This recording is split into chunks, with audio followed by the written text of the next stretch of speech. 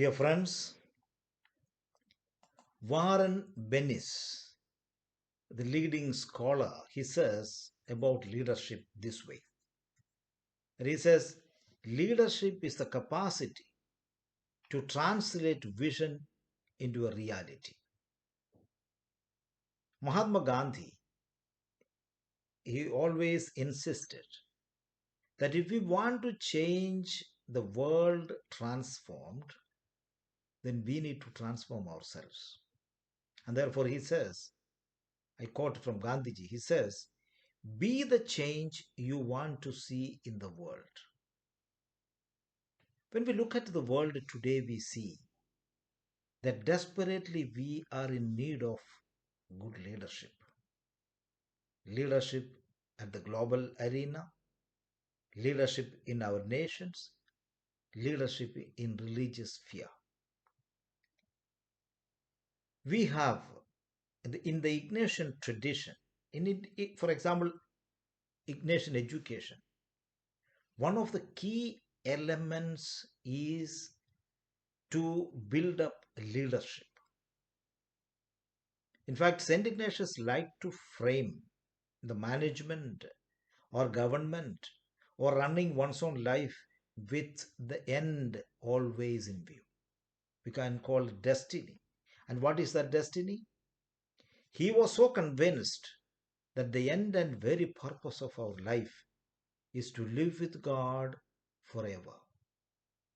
And therefore, whatever he proposed in his teachings and what we follow in Ignatian education is definitely a help for building up good leadership. Ignatius gives us a beautiful tool and a tool for all the leaders, which is known in the world as discernment, Ignatian discernment. There are 7 elements in the process of discernment. I think all these process of discernment will help leaders to become better leaders or individuals to be leaders. The first one is openness. A leader must be open to welcome ideas, to hear the dissenting voice, to have the diversity, to accept each one's opinion, and finally, ability to agree to disagree. That's called openness. The second, a leader must be generous. There should be generosity in him. Generosity which leads the well-being of people. Third, a leader must have another quality which is called courage. Courage doesn't mean that valor or the fighting spirit, etc. No. Courage means stand for deeper convictions, deeper values. Another quality a leader must have is interior freedom. There should be a readiness to accept. There should be a certain amount of flexibility. There should be certain qualities of acceptance. Fifth point is a leader must have the habit of a prayerful reflection. Nowadays, the Ignatian Jesuits have come out with a spiritual conversation for our discussions and discernment. A prayerful reflection is a must. The sixth point is having one's own priorities straight. Today, when we look at the world, we see there are lack of priorities, or many of our leaders are keeping misplaced priorities. In fact, this pandemic has revealed to us that we have misplaced priorities. These are not going to help us. Change our priorities, set our priorities right or straight. That is what Ignatius is saying. And the seventh point is we need not have any confusion.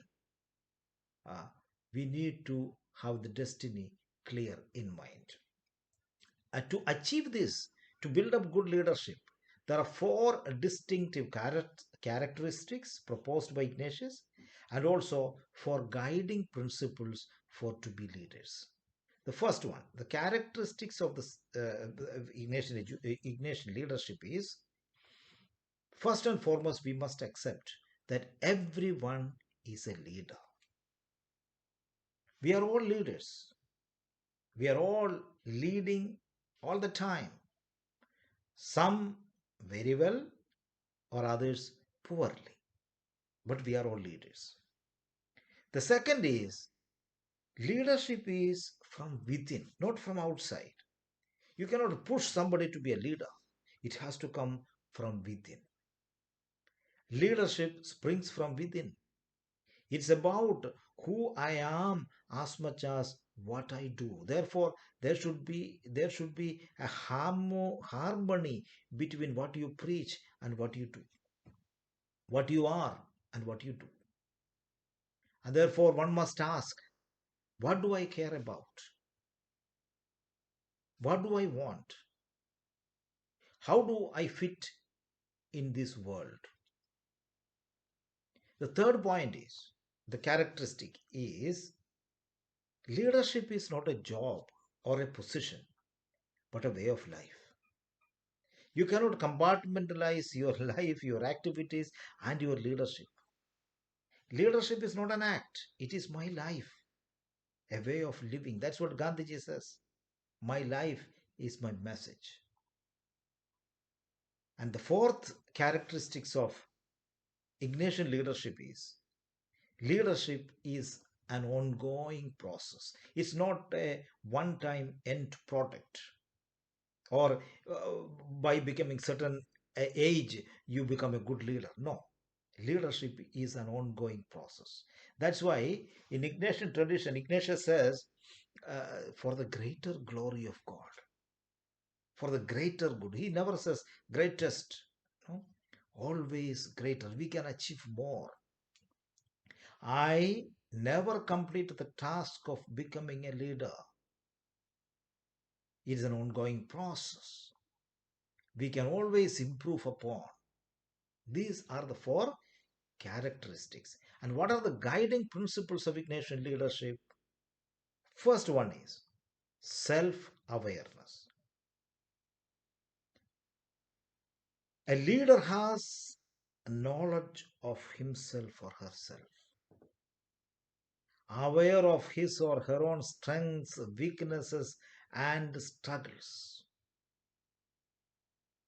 Who you are, what you want, and what you are defending. That's the first thing. The second, according to a famous writer, Chris Loney, he says, ingenuity.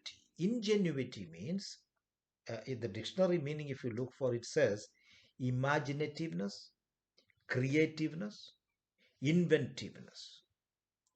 That means uh, we need to try new opportunities.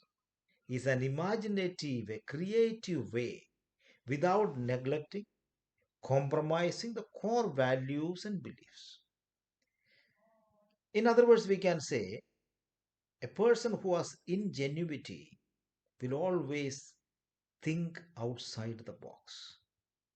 He will not be contained into the box. He will adapt to changes according to the times. We call it uh, what we call the science of the time, understanding the science of the time and so on. Anyway, the third guiding principles in Ignatian leadership is love. Ignatius himself was talking so many times about cura personalis, care of individuals, care for the other person who is created in the image of God. I already told you the destiny is very clear that everyone is uh, slowly and steadily going towards God, to reach God. That is the aim. Therefore, to that aim, all of us are same. And therefore, Ignatius will say, we are all brothers and sisters of the world, sisters of God, in God. And therefore, what's the point of hating or discriminating or dividing people? We need to have love. Since God has created all of us in his image and love, it is warranted from us that we respect and we love each other. Therefore, Ignatius will say, having known fully who we are and what we can do, we creatively lead in the spirit of love for others. We lead and serve in order that we and others learn to grow what is good for everyone.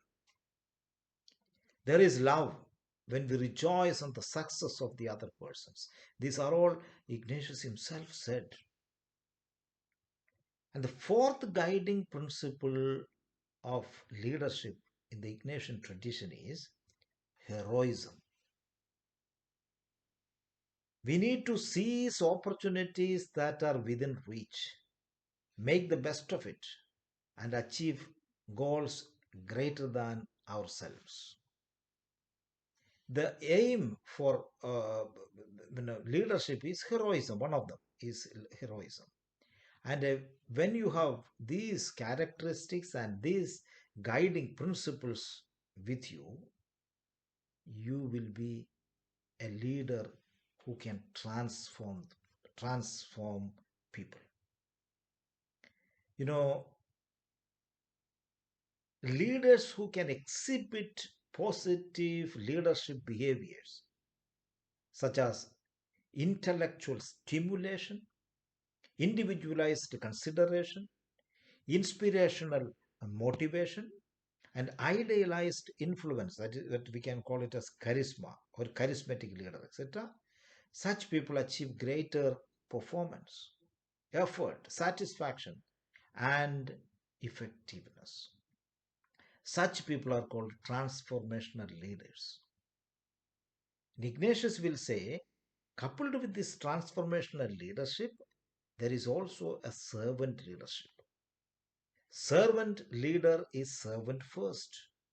It begins with the natural feeling that one wants to serve first.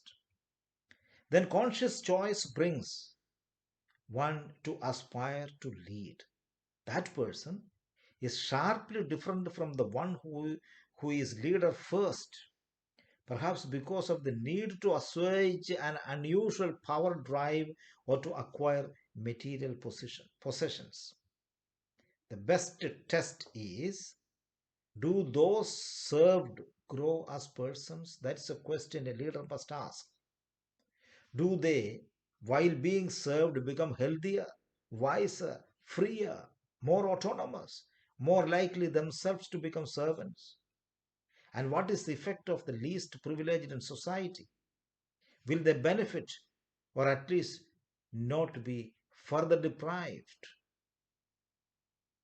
I think it all can be concluded by a fantastic quote from John Quincy Adams, who was US president in 1848 and so on. He says, if your actions inspire others to dream more, to learn more, do more, and become more, you are a leader.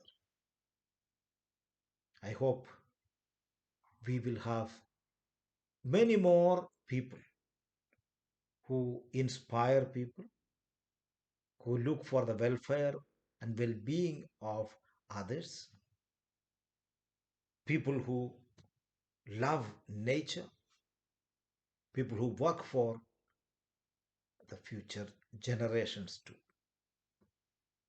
Let's have good leaders all over.